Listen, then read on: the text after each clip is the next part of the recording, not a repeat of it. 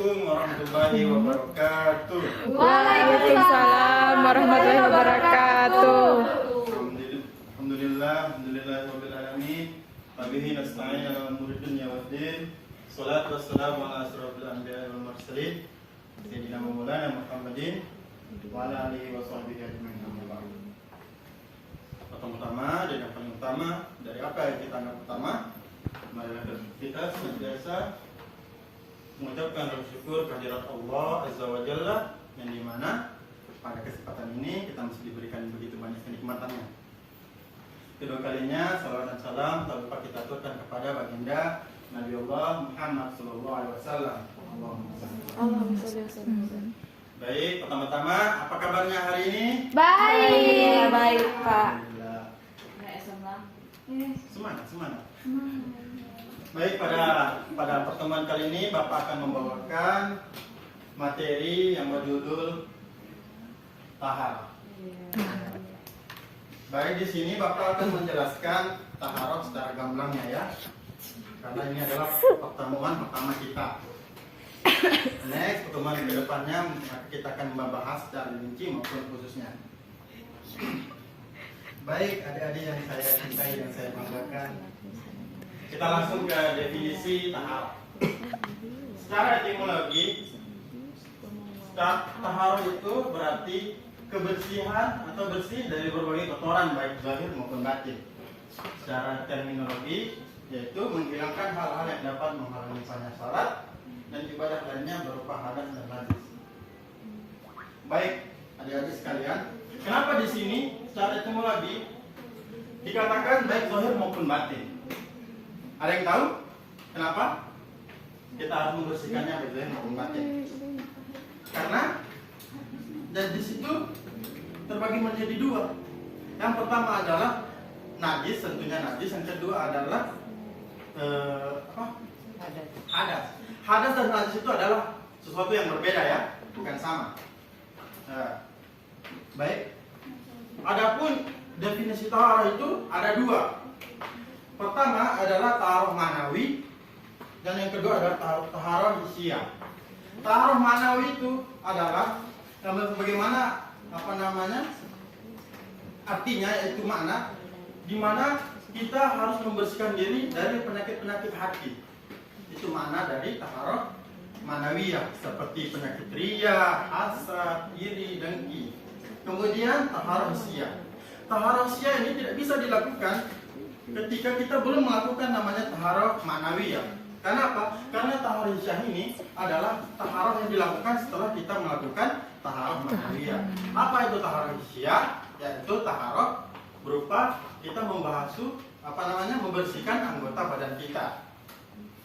Begitu. Maka dari itu perlu kita ketahui hadas dan najis itu berbeda. Hadas merupakan sesuatu yang kita lakukan seperti berhubungan badan, itu nifas, haid, segala itu termasuk dari hadas. Adapun najis itu yaitu yang bisa nampak, yang bisa dirasakan, seperti kotoran, apalah segala itu merupakan najis. Lanjut. Kita lanjut ke bagian 4 cara bertaharah. Yang pertama adalah tentunya beristinja atau istijmar. Yang kedua berwudu. Yang ketiga mandi. Terus yang terakhir adalah tayamum. Istinja. Istinja itu adalah kita membersihkan sesuatu yang kotor yang keluar dari kubur maupun dubur kita. Itu namanya beristinja. Kedua, kalau berwudu pasti adik-adik telah mengetahuinya kan? Wudu. Ya, wudu itu dilakukan sebelum kita melaksanakan ibadah kepada Allah Subhanahu wa taala. Yang ketiga itu adalah mandi. Mandi ini tentunya mandi wajib ya. Ini yang dimaksud mandi ini adalah mandi wajib. Adapun mandi-mandi yang lainnya itu adalah mandi kebaikan seperti mandi hari Jumat, mandi sebelum sholat Idul Fitri, segalanya. Yang keempat tayamum. Tayamum ini setelah kita kita berwudu tapi kita tidak memiliki fasilitas yang ada. Apa itu? Merupakan air. Jika kita tidak memiliki air, maka saran adalah tayamum. Baik, kita langsung lanjut saja. 4 sarana bertaharah. Taharah ini harus kita tahu bahwasanya ada sarana-sarana yang harus kita ketahui kalau kita melakukan taharah. Yang pertama itu adalah air, tentunya. Yang paling pertama itu air. Air yang bisa kita gunakan itu memiliki 5 jenis air. Yang pertama, ada yang tahu apa? Air hujan. Iya.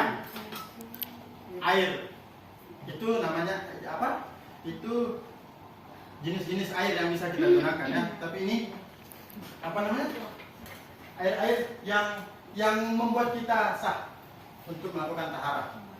Yang pertama itu ada air mutlak. Air mutlak ini tentunya air yang suci yang tidak terkena hadas maupun najis. Yang selanjutnya adalah air musamma. Air musamma. Air musamma ini adalah air yang kita panaskan di dalam suatu wadah besi ataupun perak ya.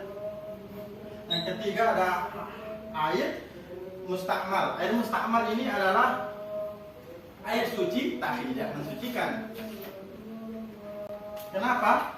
Karena air ini adalah air yang terkena air ketika kita melakukan mandi besar ataupun mandi wajib. Sehingganya air ini tidak diwajibkan untuk kita bersuci. Yang keempat, air haram. Tentunya air yang diperoleh karena kita mencuri. Terus yang terakhir adalah air mutanajis, adalah air yang dimana ketika air itu telah terkena najis seperti kotoran apa segala itu.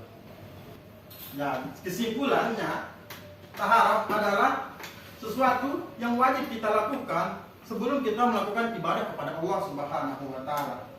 Dan di mana taharah itu terbagi berbagai macam. Itu taharah, yaitu pertama adalah wudu, mandi, tayamum, dan beristinja. Ketika kita melakukan ibadah kepada Allah Subhanahu wa taala, tak luput kita dari melaksanakan taharah terlebih dahulu, sehingganya badan kita terhindar dari hadas dan najis. Iya. Mungkin sekian yang Bapak bisa sampaikan karena ini adalah pertemuan pertama kita. Pertemuan berikutnya kita membahas lebih rinci lagi apa itu taharah. Oke? Ya. Bisa dimengerti? Bisa. Kalau gitu saya tes. Nanti. Tadi ada berapa sarana untuk bertaharah? 4. 4. Yakin? Yakin. Ayo. 4 atau 5? 5. 4. Yang pertama adalah air. Yang kedua? Debu. Ketiga? Batu. Yang keempat? Tayamum. Air dapat disucikan.